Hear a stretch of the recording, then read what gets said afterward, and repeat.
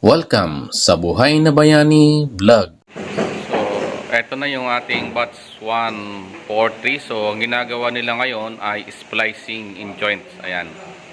So, ayan, nag-splice na sila. So, sabi nga natin, no, may pattern sila na sinusundan. Ayan.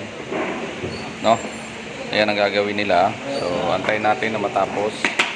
So, ito yung mga ginawa nung dating batch natin, ano, nung nakaraan. Ayan siya. So, ayan ang ginawa nila. Okay, so ayan sila ngayon. Busy sa pag-splice. So, ayan ang gamit nila ngayon, ano, lahat ay stranded. Ayan sila. So, mga stranded wire ang gamit nila. So, may nakatapos na ba kahit isa? Wala pa? So, wala pa. So, antayin natin na may makatapos. Tapos, check natin ang gawa nila. So ito, kung mapapansin natin, so may nakatapos na, ayan. So ayan yung gawa niya. Okay. So kasi ayan, so ito rin meron na rin. So kaunti na lang. Ayan, so kaunti na lang din ang kulang.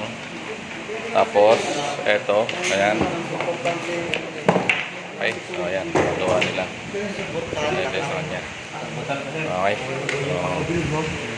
So ito rin, ayan. Okay. Very good.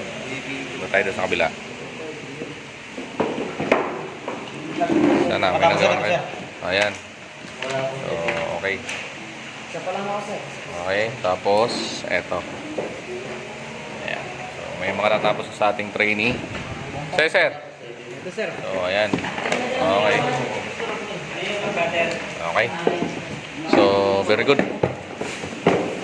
So ayan, so okay na yung gawa nyo, at least naman nakagawa yung iba at saka yung iba tapos na. No? Okay, so tapusin na lang natin yan.